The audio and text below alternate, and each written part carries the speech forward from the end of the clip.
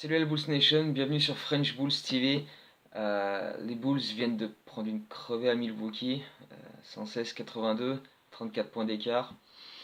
Bon, y a pas, pas grand chose à en dire, hein. C'est quand même assez important comme écart. Donc bon, même si ça reste de la pré-saison et que les scores ça compte pas vraiment, prendre un écart pareil dès le deuxième match, ça fait un peu bizarre.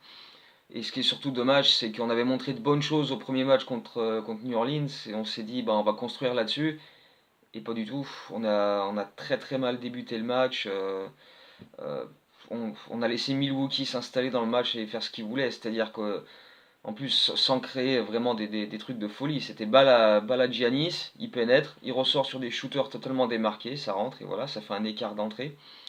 À part quelques paniers en transition au milieu du premier quart-temps, on a quand même très peu existé dans cette rencontre.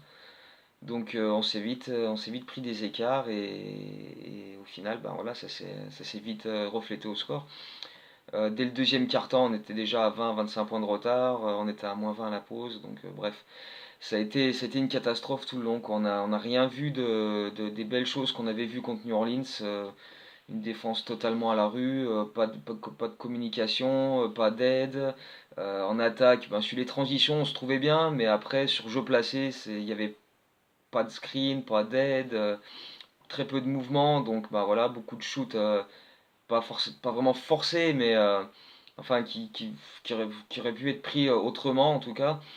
Et c'est vraiment dommageable quoi, parce que voilà, comme je disais, on n'a pas enchaîné avec la belle prestation de New Orleans. Donc c'est surtout le contenu qui est vraiment dommageable, parce que bah, ça rappelle des souvenirs de la saison dernière et pas des bons, quoi. Parce que, comme souvent l'an dernier, on s'est pris un vent monumental dans le deuxième quart-temps où on n'a rien réussi.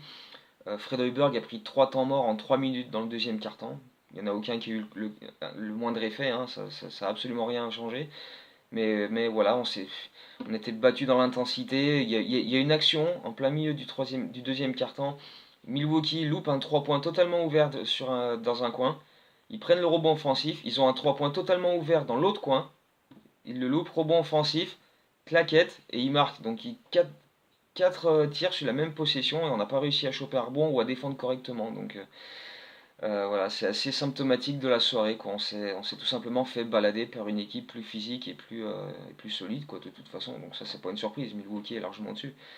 Mais voilà, donc on a quand même 3 titulaires avec un plus-minus d'au moins 30. Donc ça fait un peu flipper. Et voilà, à part Portis qui a fait son match, Blakeney qui a fait de bons passages, Wendell Carter qui a fait de bonnes choses quand même défensivement. Il y a un moment, il met un contre sur Giannis qui est sifflé faute par l'arbitre parce que voilà, c'est un All-Star contre un rookie. Mais enfin, t'as quand même l'impression qu'il lui met une bonne bâche quand même, quoi. Donc ça c'était une belle chose. Carter Junior a fait 2-3 bonnes choses, rien d'extraordinaire à part ce contre, mais voilà, il était bien placé défensivement. Il a fait son taf, quoi, sans plus. Hutchinson, bah, au premier match, on s'est dit, oh, tente mon gars, prends des tirs, essaie un peu d'être plus agressif, d'attaquer le cercle. Bon, là, il l'a fait, mais il s'est fait bâcher 3-4 fois, donc je pense que c'est pas bon pour sa confiance. Il a pas dû trop aimer les voyages.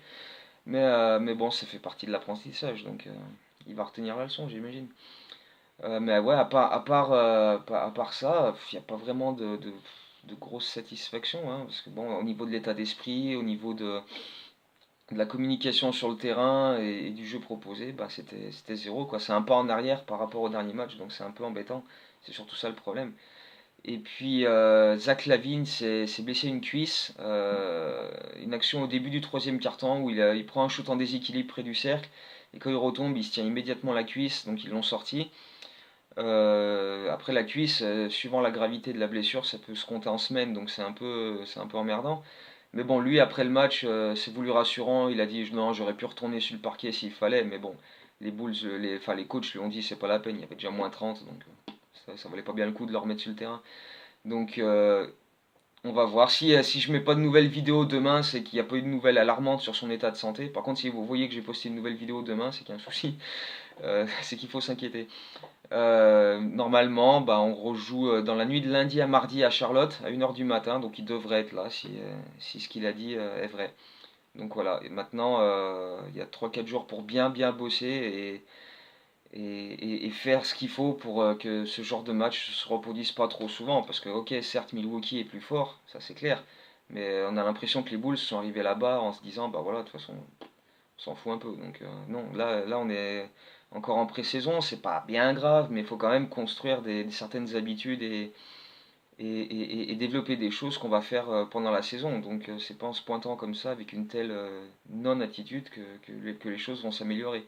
Donc voilà, j'espère que à Charlotte lundi soir, on verra d'autres choses dans l'état d'esprit et dans le jeu, parce que sinon ça risque d'être tristoun. Voilà, je pense qu'il n'y a pas grand chose à dire de plus sur ce match-là. Donc d'ici les prochaines vidéos, je vous dis go Bulls et n'oubliez pas de liker, de follow, de partager, etc. De faire un peu monter le projet et qu'on soit tous ensemble pour suivre cette saison. Allez, à bientôt et go Bulls!